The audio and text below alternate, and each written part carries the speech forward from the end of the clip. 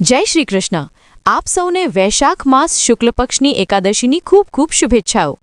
પ્રિય દર્શકો, આજના આ વિડીયોમાં આપણે વિશેષ રૂપથી વાત કરીશું કે વૈશાખ માસના શુક્લ પક્ષની એકાદશીનું વ્રત કયા દિવસે કરવામાં આવશે, આ એકાદશીનું નામ શું છે અને આ જે આવનારી એકાદશી છે તેના વ્રતની વિધિ શું છે, કેવી રીતે તેનું વ્રત કરવું જોઈએ, આ એકાદશીનો મહિમા શું છે, શાસ્ત્રોમાં આ વિષયમાં શું લખ્યું છે, આ વ્રત કરવાથી શું પુણ્ય પ્રભાવ પ્રાપ્ત થાય છે અને આ એકાદશીના નિયમો શું છે, કયા નિયમોનું પાલન કરતા આપણે આ એકાદશીનું વ્રત કરવું જોઈએ, આ એકાદશીનું પારણું ક્યારે થશે, પૂજન ક્યારે કરવાનું છે, આ એકાદશી પર ભદ્રા કહેવામાં આવી રહી છે, તેની સત્યતા શું છે, ભદ્રા રહેશે કે નહીં રહે અને રહેશે તો ક્યારથી ક્યાં સુધી રહેશે, પૂજન કઈ રીતે થશે, ભદ્રા રહિત કાળ ક્યારે રહેશે, આ પ્રકારે તમામ શાસ્ત્રીય જાણકારી આવનારી એકાદશીના વિષયમાં આ વિડીયોના માધ્યમથી પ્રદાન કરવામાં આવશે।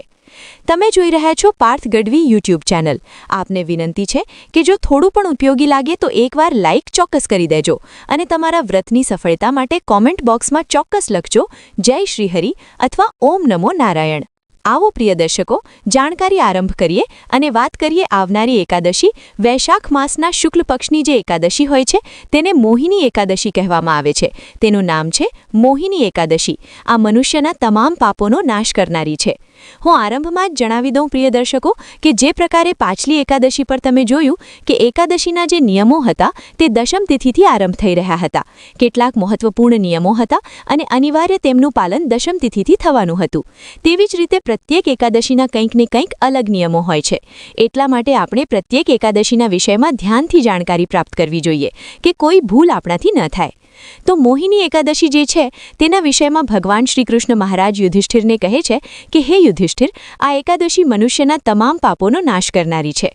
તેઓ કહે છે કે આનો મહિમા એકવાર વશિષ્ઠજીએ રામચંદ્રજીને કહ્યો હતો।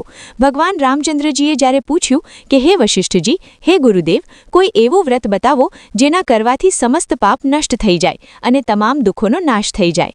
મેં સીતાજીના વિયોગમાં ઘણા દુઃખો ભોગવ્યા છે, અતઃ આપ કોઈ વ્રત બતાવો। ભગવાન રામચંદ્રના નિવેદન કરવા પર આ વ્રત ઋષિ વશિષ્ઠ દ્વારા બતાવવામાં આવ્યું હતું। તેમણે કહ્યું કે હે રામ, વૈશાખ માસમાં જે એકાદશી આવે છે જેનું નામ મોહિની એકાદશી છે, આ એકાદશીનું વ્રત કરવાથી મનુષ્ય બધા પાપો તથા દુઃખોમાંથી છૂટીને મોહજાળમાંથી મુક્ત થઈ જાય છે। અતઃ આ વ્રત દુઃખી મનુષ્યએ અવશ્ય કરવું જોઈએ। આનાથી મનુષ્યના બધા પાપ અને દુઃખ નષ્ટ થઈ જાય છે। ઋષિ વશિષ્ઠ કહે છે કે એક સમય પર ભદ્રાવતી નામની એક નગરી પર દેવતીમાન નામનો દેવતીમાન વંશી રાજા હતો અને તેની જ નગરીમાં એક ધનપાલ નામનો વૈશ્ય પણ રહેતો હતો। તે મોટો વિષ્ણુ ભક્ત હતો, તો તેણે નગરમાં ઘણા ભોજનાલયો બનાવ્યા, પરબ અથવા પ્યાઉ બંધાવ્યા, કુવા, સરોવર, ધર્મશાળા વગેરે ઘણું બધું બનાવ્યું હતું અને રસ્તાઓ પર આંબા, જાંબુ તથા લીમડા વગેરેના અનેક વૃક્ષો પણ લગાવ્યા હતા। તે વૈશ્યના તે વ્યાપારીના 5 પુત્રો હતા, તો તેનો જે 5મો પુત્ર હતો તેનું નામ હતું ધૃષ્ટબુદ્ધિ।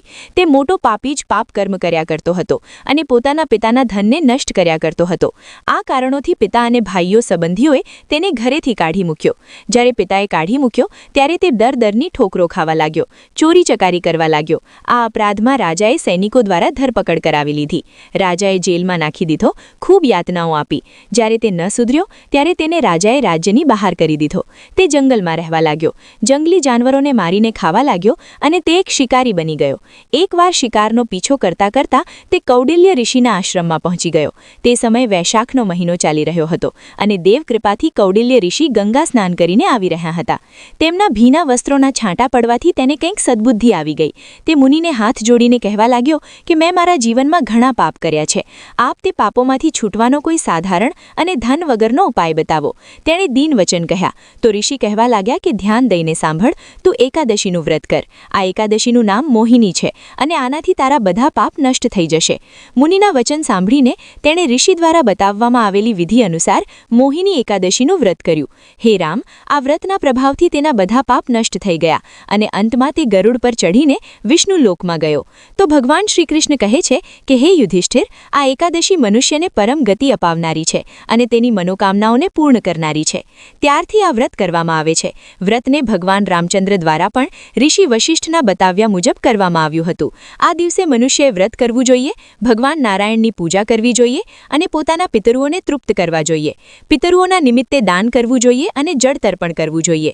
તો પ્રિય દર્શકો, આ એકાદશીનો મહિમા છે કે આ તમારા તમામ પાપોનો નાશ કરનારી છે અને અને આ સાધારણ દિવસ નથી હોતો. સામાન્ય દિવસની તુલનામાં 1000 ગણું અધિક પુણ્ય આ એકાદશી પર કરવામાં આવતા પૂજાપાઠ, જપ, દાન વગેરેનું પ્રાપ્ત થાય છે. હવે વાત કરીએ તેના નિયમોની. એકાદશીના જે નિયમો છે તે દશમ તિથિથી આરંભ થાય છે. બધી એકાદશી પર કોઈ પર વધારે નિયમો હોય છે, કોઈ પર ઓછા નિયમો હોય છે. દશમ તિથિ, એકાદશીને વ્રત અને દ્વાદશીએ પારણું, આ પ્રકારે આ જે એકાદશીનું વ્રત હોય છે તે ત્રિદિવસીય વિધાન હોય છે. હવે વાત કરીએ કે દશમના નિયમો શું રહેશે, તો દશમ તિથિએ જ કેટલીક વસ્તુઓનો ત્યાગ કરવાનો છે. પ્રત્યેક એકાદશી પર કાંસાની વસ્તુનો ત્યાગ કહેવામાં આવ્યો છે. કાંસાનો પ્રયોગ નથી કરવાનો. કાંસાના વાસણમાં જો તમે ભગવાનને ભોગ લગાવો છો તો નથી લગાવવાનો. તમે પોતે કંઈ ગ્રહણ કરો છો, ખાઓ છો, પીઓ છો તો નથી ખાવાનું કે નથી પીવાનું. કાંસાની વસ્તુનો પ્રયોગ પૂર્ણતઃ વર્જિત છે. એકાદશીને પણ નહીં અને દ્વાદશીને પણ નહીં. દશમ તિથિએ મધનો પરિત્યાગ કહેવામાં આવ્યો છે. મધનો પ્રયોગ નહીં થાય. દશમ તિથિએ મનુષ્યએ લસણ, ડુંગળી વગેરેનો ત્યાગ કરી દેવો જોઈએ. મદિરા, પાન કે માંસાહાર નથી કરવાનો. જો તમે કોઈપણ એકાદશીનું વ્રત કરો છો અને માની લો તમે માંસાહારી છો કે મદિરા પાન પણ કરો છો, કારણ કે એવા પણ લોકો છે જે આ બધું સેવન કરે છે પણ એકાદશી પણ કરે છે, તો તમારે દશમ તિથિથી જ તેમનો ત્યાગ કરવો જોઈએ. દશમ તિથિએ લીલા શાકભાજીની મનાઈ છે, ચણાની મનાઈ છે, ચણાના શાકની મનાઈ છે. આ પ્રકારે આ નિયમોનું તમારે પાલન કરવાનું છે. દશમ તિથિએ જે પણ માતાઓ બહેનો માથું ધુવે છે, વાળ ધુવે છે, તેઓ ધ્યાન આપે કે વ્રતવાળા દિવસે અર્થાત એકાદશીના દિવસે અને દ્વાદશીના દિવસે બંને જ દિવસે માથું નહીં ધોવામાં આવે, વાળ નહીં ધોવામાં આવે. તો વાળ તમારે દશમ તિથિએ જ ધોઈ લેવા જોઈએ. ઘણીવાર દિવસ એવા આવી જાય છે કે તે દિવસે વાળ ધોવાતા નથી, તો પણ તમારે ધોવા જોઈએ. પણ જ્યારે તમે આ પ્રકારની સ્થિતિમાં હો તો દોષના નિવારણ માટે જળમાં થોડું કાચું દૂધ નાખી દેવું જોઈએ. વાળ ધોવા માટે જળ લો, તેમાં 1 ચમચી કાચું દૂધ નાખો. તેનાથી શાસ્ત્રો કહે છે કે તમને અનુચિત દિવસ પર અર્થાત જે દિવસે માથું ધોવાની મનાઈ છે તેના દોષ નથી લાગતા. સાબુ, શેમ્પૂ વગેરેનો પ્રયોગ વર્જિત દિવસો પર ન કરવો જોઈએ. માત્ર શુદ્ધ સ્નાન કરી શકો છો. શુદ્ધ જળથી વાળ ધોઈ શકો છો. આનાથી શરીરની શુદ્ધિ થઈ જાય છે. તમે પાઠ પૂજા માટે યોગ્ય બનો છો. બ્રહ્મચર્ય ધારણ કરી લેવું જોઈએ. દશમ તિથિથી જ બ્રહ્મચર્યનું પાલન દશમ, એકાદશી અને દ્વાદશી માટે કહેવામાં આવ્યું છે. આ પ્રકારે દશમ તિથિનો દિવસ વ્યતીત કરો. તમામ પૂજા પાઠ માટે જે આવશ્યક સામગ્રી છે તેને એકત્રિત કરો. દશમ તિથિએ એક ટાણું અન્ન કહેવામાં આવ્યું છે. આમાં જે નિયમ પાલન કરી શકે તે ખૂબ ઉત્તમ છે. જે આ નિયમનું પાલન ન કરી શકે તે જેટલું થઈ શકે તેટલું કરે. દશમ તિથિએ કહેવાય છે કે બપોર પછી અન્ન ન ખાવું જોઈએ. રાત્રે જ્યારે તમે સૂઈ રહ્યા છો તો સૂતા પહેલા દંત ધાવન કરો, દાંત સાફ કરો, મોઢું સાફ કરો, જેથી અન્નનો કોઈ દાણો મોઢામાં ન રહે. અને બીજા દિવસે જે દિવસે તમે વ્રત કરી રહ્યા છો, સૂર્યોદય પહેલા ઉઠી જાઓ. આ વૈશાખની એકાદશી છે અને વૈશાખના અંતિમ 5 દિવસોની શરૂઆત અહીંથી થાય છે. આ દિવસે તમારે અવશ્ય રૂપથી સવારે સૂર્યોદય પહેલાં સ્નાન કરી લેવું જોઈએ. અવશ્ય એટલા માટે કહી રહ્યો છું કારણ કે જો સૂર્યોદય પહેલાં સ્નાન કરી લેશો તો તમારો જે પુણ્ય પ્રભાવ છે તે વધી જશે. કારણ કે વૈશાખ છે. વૈશાખમાં એક દિવસનું સ્નાન મોટું પુણ્યદાયી છે. વળી આ તો મોટો દિવસ છે.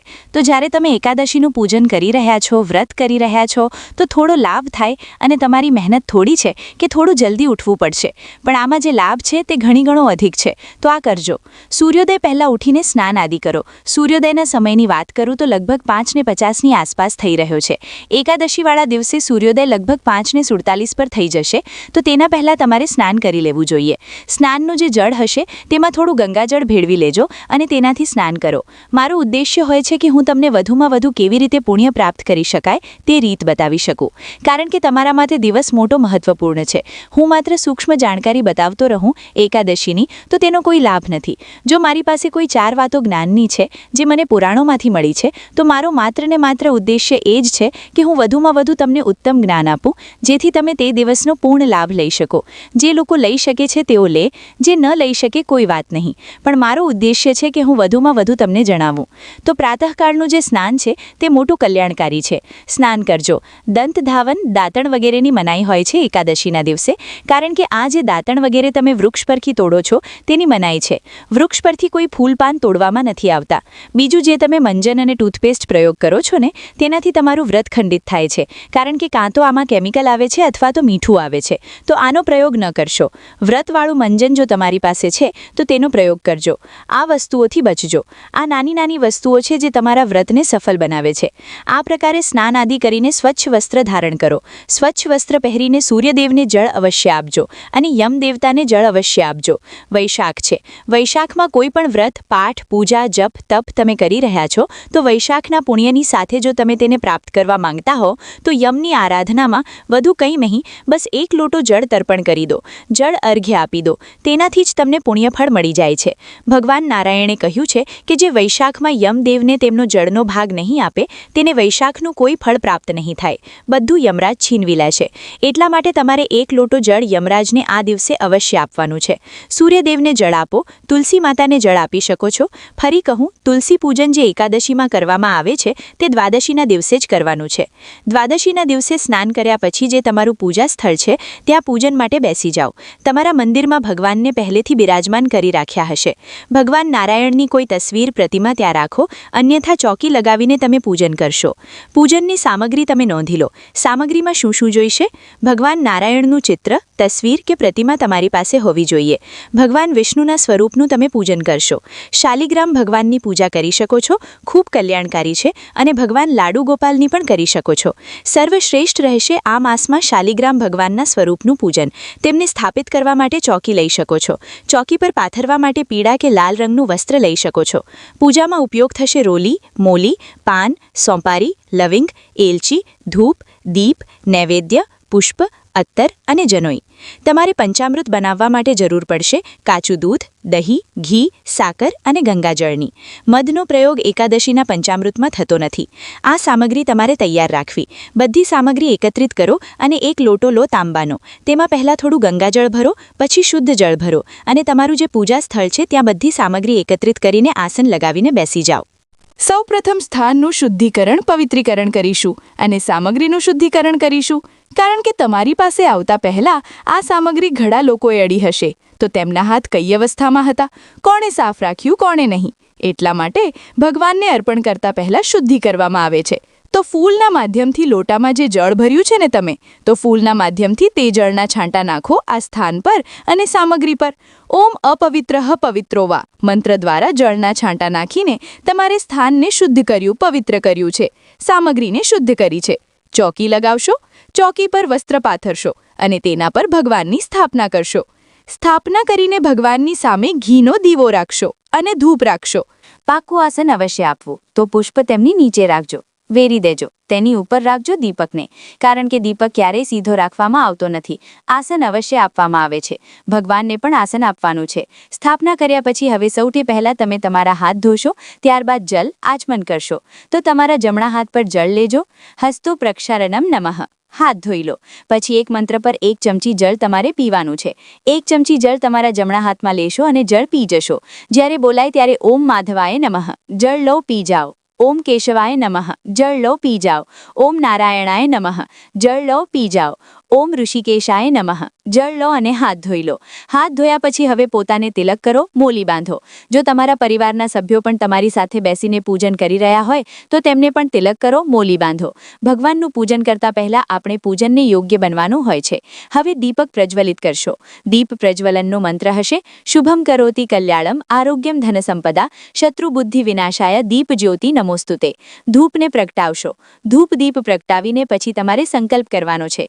સંકલ્પ એક આવશ્યક પ્રક્રિયા છે, તો સંકલ્પ લો. જમણા હાથમાં જળ લો, તેમાં પુષ્પ રાખી લો.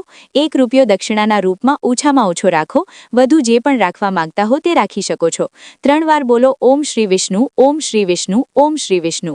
પોતાનું નામ, પોતાનું ગોત્ર, જે સ્થાન પર બેસીને પૂજન કરી રહ્યા છો ત્યાંનો મકાન નંબર, વિસ્તારનું નામ, શહેરનું નામ, આયુ, આરોગ્ય, પ્રાપ્તિ.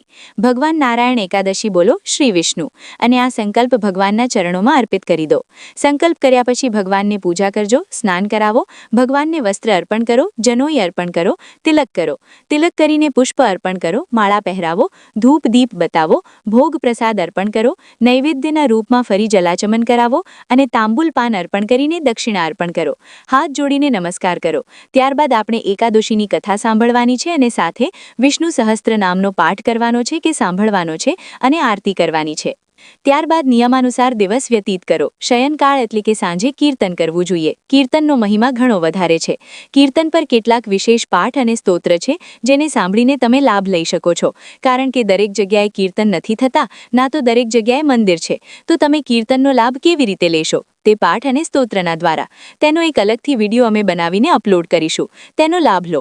રાત્રિકાળે જાગરણ કરવું જોઈએ. જાગરણમાં સાંભળવા લાયક પાઠ અને સ્તોત્ર છે, તે પણ અમે વિડીયોમાં અપલોડ કરીએ છીએ. અને બીજા દિવસે તમારે સવારે ઉઠીને પારણું કરવાનું રહેશે. ધ્યાન આપજો, ફળાહારી વ્રત હશે. સૌથી ઉત્તમ છે કે ફળ અને દૂધનું સેવન કરવું જોઈએ. અન્ન પૂર્ણપણે વર્જિત છે. મીઠાનો પ્રયોગ નહીં અને મરચાનો પ્રયોગ નહીં. જો તમે અહીંયા મોરૈયો, રાજગરો કે સિંગોડા ખાવા માંગતા હો તો તેનો પ્રયોગ કરી શકો છો. આ પ્રકારે આ વ્રત થશે અને પારણું કરશો તમે બીજા દિવસે સૂર્યોદય પછી. હવે પહેલા જાણકારી આપીએ કે તમારે આ વ્રત ક્યારે કરવાનું છે. પછી તમને પારણાનો સમય જણાવીશું, કારણ કે પારણાના દિવસે વિશેષ રૂપથી પૂજા કરવામાં આવે છે. પૂજાની પૂરી વિધિ હું તમને અલગથી અપલોડ કરીશ. વ્રતવાળા દિવસની પૂજા વિધિ પણ જણાવીશ અને પારણાના દિવસની પૂજા વિધિ અને નિયમ પણ તમને અલગથી વિડીયોના માધ્યમથી જણાવીશ. તિથિની શરૂઆત થઈ રહી છે 26 એપ્રિલના રોજ સાંજે 6:06 અને તે 27 એપ્રિલના રોજ સાંજે 6:15 સમાપ્ત થઈ જશે. એવામાં સૂર્યોદયની તિથિ મુજબ એકાદશી રહેશે 27 એપ્રિલના રોજ સોમવારનો દિવસ રહેશે. તો 27 એપ્રિલના રોજ તમે વ્રત કરશો અને આ દિવસે પિતૃતર્પણ અવશ્ય કરજો. ગીતાના 7મા અધ્યાયને સાંભળતા તેની જાણકારી મેં પહેલાથી અપલોડ કરેલી છે. પૂજા મુહૂર્તની વાત કરીએ તો સોમવાર છે. પ્રથમ ચોઘડિયું અમૃતનું છે. તમે સવારે 5:47 થી 7:17 સુધી પૂજન કરી શકો છો. ઉત્તમ સમય છે. ત્યારબાદ 7:50 થી 8:12 સુધી પૂજન કરી શકો છો. ઉત્તમ સમય રહેશે. ભદ્રાની વાત કરીએ તો હા, ભદ્રા છે આ દિવસે, પરંતુ આ જે ભદ્રા છે તેની એકાદશી પૂજન પર કોઈ અસર નહીં રહે. ભદ્રાનો સમય સવારે 6:10 થી સાંજે 6:15 છે. કોઈ પણ ભદ્રાને લઈને જો વહેમ રાખતા હોવ તો તમે સવારે 6:10 પહેલા પૂજન કરી લેજો. 5:47 થી 6:10 ની વચ્ચે પૂજન કરી લેજો. ઉત્તમ રહેશે. પારણું જે છે તે 28 તારીખે કરવામાં આવશે. પારણા માટે શુભ સમય, જો નવખંડ પૂજન કરી રહ્યા છો તો 5:50 થી 11:15 સુધી. જો તમે વધુ પરેશાન હોવ કે વધુ ભૂખ્યા ન રહી શકો તો સૂર્યોદય પછી પણ પારણું કરી શકો છો. પણ ઉત્તમ મુહૂર્ત જે રહેશે ચોઘડિયા અનુસાર તે સવારે 10 વાગ્યા પછી છે. અગાઉના ભાગમાં આપણે જોયું કે આ એકાદશીનું મહત્વ શું છે અને તેની પાછળની કથા શું છે. હવે આજના આ ભાગમાં આપણે વાત કરીશું કે એકાદશીના દિવસે ભગવાન વિષ્ણુના મોહિની સ્વરૂપની પૂજા કેવી રીતે કરવી, પૂજામાં કઈ ભૂલો ટાળવી, રાત્રિ જાગરણનું શું મહત્વ છે અને સૌથી મહત્વનું, જે લોકોના જીવનમાં આર્થિક તકલીફ કે માનસિક અશાંતિ છે તેમના માટે આ દિવસે કરવામાં આવતા કેટલાક અચૂક શાસ્ત્રીય ઉપાયો કયા છે. પ્રિય દર્શકો, મોહિની એકાદશી એટલે એ દિવસ જ્યારે ભગવાન વિષ્ણુએ અસુરો કે અમૃત બચાવવા માટે અત્યંત સુંદર મોહિની રૂપ ધારણ કર્યું હતું. આ દિવસે ભગવાનનું પૂજન કરવાથી માત્ર પાપ જ નથી ધોવાતા, પણ મનુષ્યની ભ્રમિત બુદ્ધિ પણ ઠેકાણે આવે છે અને તેને સાચા માર્ગનું દર્શન થાય છે. ચાલો જાણીએ પૂજાની સંપૂર્ણ વિધિ વિશે. એકાદશીના દિવસે બ્રહ્મ મુહૂર્તમાં ઉઠીને સ્નાન કર્યા પછી પીળા વસ્ત્રો ધારણ કરવાથી ખૂબ જ શુભ માનવામાં આવે છે, કારણ કે પીળો રંગ ભગવાન વિષ્ણુને અત્યંત પ્રિય છે. પૂજાના સ્થાને એક બાજટ સ્થાપિત કરો, તેના પર પીળું વસ્ત્ર પાથરો. હવે ભગવાન વિષ્ણુની મૂર્તિ કે તસવીર મૂકો. જો તમારી પાસે શાલિગ્રામ હોય તો ઉત્તમ છે. સૌપ્રથમ ભગવાનને પંચામૃતથી સ્નાન કરાવો. યાદ રાખજો, જેવું મેં પહેલા ભાગમાં કહ્યું હતું, એકાદશીના પંચામૃતમાં મધનો પ્રયોગ ક્યારેય ન કરવો. સ્નાન કરાવ્યા પછી ભગવાનને ચંદનનું તિલક કરો અને અક્ષત તરીકે સફેદ તલનો ઉપયોગ કરો. એકાદશીમાં ચોખા ચડાવવાની શાસ્ત્રોનો મનાઈ છે, તેથી તિલક પર તલ લગાવવા જોઈએ. હવે ભગવાનને પીળા પુષ્પો અને તુલસીના પાન અર્પણ કરો. તુલસી વગર ભગવાન વિષ્ણુ ભોગ સ્વીકારતા નથી, પરંતુ યાદ રાખજો કે એકાદશીના દિવસે તુલસી ક્યારેય તોડવી નહીં. તમારે તુલસીના પાન એક દિવસ પહેલા એટલે કે દશમના દિવસે જ તોડીને રાખી લેવા જોઈએ. આ પછી ધૂપ અને દીપ પ્રગટાવો. દીવો ઘીનો હોય તો ઉત્તમ છે. ભગવાનની સામે બેસીને શ્રી વિષ્ણુ સહસ્ત્ર નામનો પાઠ કરવો આ દિવસે અમૃત સમાન ફળ આપે છે. જો તમે પાઠ ન કરી શકતા હો તો ઓમ નમો ભગવતે વાસુદેવાય મંત્રની ઓછામાં ઓછી 5 કે 11 માળા અવશ્ય કરવી. હવે વાત કરીએ એકાદશીના ભોગ વિશે. ભગવાનને ઋતુફળ અને દૂધમાંથી બનેલી મીઠાઈનો ભોગ ધરાવવો. ભોગમાં તુલસીનું પાન ચોક્કસ મૂકવું. પૂજાના અંતે ભગવાનની આરતી કરો અને તમારી ભૂલો માટે ક્ષમા પ્રાર્થો. એકાદશીનું વ્રત માત્ર ભૂખ્યા રહેવાનું નામ નથી, પણ તે પોતાની ઇન્દ્રિયો પર કાબૂ રાખવાનું નામ છે. તેથી આ દિવસે કોઈની નિંદા ન કરવી, ક્રોધ ન કરવો અને જૂઠું ન બોલવું. આ એકાદશી પર રાત્રિ જાગરણનું વિશેષ મહત્વ છે. શાસ્ત્રોમાં કહ્યું છે કે જે ફળ હજારો વર્ષની તપસ્યાથી નથી મળતું તે ફળ એકાદશીની રાત્રે જાગરણ કરીને ભગવાનનું સંકીર્તન કરવાથી મળે છે. રાત્રે સૂવાને બદલે ભગવાનના ભજનો ગાવા જોઈએ, વિષ્ણુ પુરાણની કથા વાંચવી જોઈએ કે સાંભળવી જોઈએ. જો તમે આખી રાત ન જાગી શકો તો ઓછામાં ઓછી મધ્યરાત્રિ સુધી જાગીને ભગવાનનું સ્મરણ કરવું જોઈએ. હવે કેટલાક વિશેષ ઉપાયો વિશે વાત કરીએ. જો તમારા ઘરમાં ધન સંબંધી સમસ્યા હોય તો મોહિની એકાદશીના દિવસે સાંજે તુલસીના ક્યારી પાસે ગાયના ઘીનો દીવો પ્રગટાવો અને તુલસી માતાની 11 પરિક્રમા કરો. આ ઉપાયથી માતા લક્ષ્મી પ્રસન્ન થાય છે અને ઘરમાં સુખ સમૃદ્ધિ આવે છે. બીજો ઉપાય, જો લગ્નમાં અવરોધો આવતા હોય કે દાંપત્ય જીવનમાં તણાવ હોય તો આ દિવસે ભગવાન વિષ્ણુને કેસરવાળા દૂધથી અભિષેક કરવો જોઈએ. આનાથી ગુરુગ્રહ મજબૂત બને છે અને જીવનમાં સૌભાગ્ય વધે છે. પારણાના દિવસે એટલે કે દ્વાદશીના દિવસે પણ કેટલાક નિયમોનું પાલન કરવું જરૂરી છે. દ્વાદશીના દિવસે સૂર્યોદય પછી સ્નાન કરીને પહેલા બ્રાહ્મણ કે કોઈ ગરીબ વ્યક્તિને ભોજન કરાવવું કે સીધું કાચું અનાજ દાન કરવું જોઈએ. ત્યારબાદ જ પોતે પારણું કરવું જોઈએ. પારણામાં ચોખા ખાવાનું વિશેષ મહત્વ છે. હરિવાસરને સમયે પારણું ક્યારેય ન કરવું, કારણ કે તેનાથી વ્રતનું ફળ નષ્ટ થઈ જાય છે. જે સમય મેં તમને અગાઉ જણાવ્યો છે તે જ સમયગાળામાં પારણું કરવું હિતાવહ છે. પ્રિય મિત્રો, વૈશાખ માસની આ મોહિની એકાદશી આપણા જીવનમાંથી અજ્ઞાનતાના અંધકારને દૂર કરીને ભક્તિનો પ્રકાશ ફેલાવનારી છે. આ વ્રત પૂરી શ્રદ્ધાથી કરજો. ભગવાન નારાયણ તમારી દરેક મનોકામના પૂર્ણ કરશે. મોહિની એકાદશીના આ વિશેષ વૃત્તાંતમાં આજે આપણે એ ઐતિહાસિક ઘટનાની વાત કરીશું જેના કારણે આ એકાદશીનું નામ મોહિની પડ્યું હતું. આ માત્ર એક વ્રત નથી, પણ દેવો અને અસુરો વચ્ચે થયેલા એ ભીષણ યુદ્ધ અને ભગવાન વિષ્ણુની અદ્ભુત લીલાનો ઇતિહાસ છે. શાસ્ત્રો મુજબ આ ઘટના સતયુગના પ્રારંભની છે, જ્યારે મહર્ષિ દુર્વાસાના શ્રાપને કારણે દેવરાજ ઇન્દ્ર અને તમામ દેવતાઓ શ્રીહીન એટલે કે શક્તિહીન થઈ ગયા હતા. ત્યારે અસુરોએ સ્વર્ગ પર અધિકાર જમાવી લીધો હતો. પોતાની ખોવાયેલી શક્તિ પાછી મેળવવા માટે ભગવાન વિષ્ણુની આજ્ઞાથી દેવતાઓએ અસુરો સાથે મળીને સમુદ્ર મંથન કરવાનું નક્કી કર્યું. મંદારાચલ પર્વતને રવૈયો અને વાસુકી નાગને નેત્રુ બનાવીને જ્યારે ક્ષીરસાગરનું મંથન થયું ત્યારે તેમાંથી 14 રત્નો નીકળ્યા. આ મંથનના અંતે જ્યારે ધન્વંતરી વૈદ્ય અમૃતનો કળશ લઈને પ્રગટ થયા ત્યારે દેવતાઓ અને અસુરો વચ્ચે તે અમૃત મેળવવા માટે ભીષણ યુદ્ધ ફાટી નીકળ્યું. અસુરો શક્તિશાળી હતા અને તેઓ અમૃતનો કળશ છીનવીને ભાગી ગયા. જો અસુરો અમૃત પી લેતા તો તેઓ અમર થઈ જતા અને સૃષ્ટિ પર અધર્મનું શાસન સ્થપાઈ જતું. દેવતાઓ ચિંતિત થઈ ભગવાન વિષ્ણુના શરણમાં ગયા. દેવતાઓની રક્ષા માટે અને અસુરોને ભ્રમિત કરવા માટે વૈશાખ માસની શુક્લ પક્ષની એકાદશીના દિવસે ભગવાન વિષ્ણુએ એક અત્યંત સુંદર અને તેજસ્વી સ્ત્રીનું રૂપ ધારણ કર્યું, જે મોહિની તરીકે ઓળખાયું. ઇતિહાસમાં વર્ણન છે કે મોહિનીનું રૂપ એટલું મનમોહક હતું કે મોટા મોટા ઋષિમુનિઓ અને શક્તિશાળી અસુરો પણ તેમની માયામાં મોહિત થઈ ગયા. અસુરો લડવાનું ભૂલી ગયા અને મોહિની પાસે જઈને ન્યાય કરવાની વિનંતી કરી કે તે પોતે જ નક્કી કરે કે અમૃત કોને મળવું જોઈએ. ભગવાનના આ મોહિની સ્વરૂપે ચાલાકીથી અસુરોને એક બાજુ અને દેવતાઓને બીજી બાજુ બેસાડ્યા. મોહિનીએ પોતાની મધુર વાણી અને નૃત્યથી અસુરોને એવા ભ્રમિત કર્યા કે અસુરો જોતા જ રહી ગયા અને ભગવાને બધું જ અમૃત દેવતાઓને પીવડાવી દીધું. જ્યારે અસુરોને ખબર પડી ત્યારે ઘણું મોડું થઈ ચૂક્યું હતું. આમ આ દિવસે ભગવાને અધર્મ પર ધર્મનો વિજય અપાવ્યો હતો. આ ઇતિહાસ માત્ર દેવ અસુર સંગ્રામની વાર્તા નથી, પણ તે આપણને એ શીખવે છે કે જ્યારે મનુષ્ય વિષયો અને મોહ માયામાં ફસાઈ જાય છે ત્યારે તે પોતાના જીવનનું અમૃત એટલે કે સદબુદ્ધિ ખોઈ બેસે છે. મોહિની એકાદશીનું વ્રત કરવાથી મનુષ્યની અંદર રહેલે અસુરી તત્વો એટલે કે કામ, ક્રોધ, લોભ, મોહ શાંત થાય છે અને દૈવી શક્તિઓનો ઉદય થાય છે. ત્રેતા યુગમાં પણ આ એકાદશીનો ઉલ્લેખ મળે છે. જ્યારે ભગવાન શ્રી રામ માતા સીતાના વિયોગમાં અત્યંત દુઃખી હતા ત્યારે ગુરુ વશિષ્ઠને પૂછ્યું હતું કે હે ગુરુદેવ, શું કોઈ એવું વ્રત છે જે મનુષ્યના તમામ માનસિક કષ્ટો અને મોહના બંધનોને કાપી નાખે? ત્યારે ગુરુ વશિષ્ઠે રામચંદ્રજીને આ મોહિની એકાદશીનું મહત્વ સમજાવ્યું હતું. રામચંદ્રજીએ પણ આ વ્રતનું પાલન કર્યું હતું, જેના પ્રભાવથી તેમને માનસિક બળ પ્રાપ્ત થયું અને આગળ જતા રાવણ પર વિજય મેળવવામાં સહાયતા મળી. મધ્યકાલીન ઇતિહાસ અને પુરાણોમાં ભદ્રાવતી નગરીના રાજા ધૃતિમાન અને વૈશ્ય ધનપાલના પુત્ર ધૃષ્ટ બુદ્ધિની જે કથા છે તે પણ આપણને એ જ સમજાવે છે કે ગમે તેટલો મોટો પાપી હોય, જો તે આ પવિત્ર દિવસે પછતાવો કરીને ભગવાનના શરણમાં જાય અને મોહિની એકાદશીનું શ્રદ્ધાપૂર્વક પાલન કરે તો તેનો ઉદ્ધાર ચોક્કસ થાય છે. પ્રિય દર્શકો, આ વર્ષે જ્યારે આપણે મોહિની એકાદશી ઉજવી રહ્યા છીએ ત્યારે આ ઐતિહાસિક વાતોને યાદ રાખીને ભગવાનના ચરણોમાં મન લગાવીએ. આ દિવસે મોહિની સ્વરૂપ વિષ્ણુનું ધ્યાન ધરવાથી મન શાંત રહે છે અને જીવનમાં આવતી ભ્રમિત કરનારી પરિસ્થિતિઓમાંથી બહાર નીકળવાનો માર્ગ મળે છે. જો તમને આ ઐતિહાસિક જાણકારી ગમી હોય તો વિડીયોને લાઇક કરજો અને તમારા સ્નેહીજનો સાથે શેર કરજો.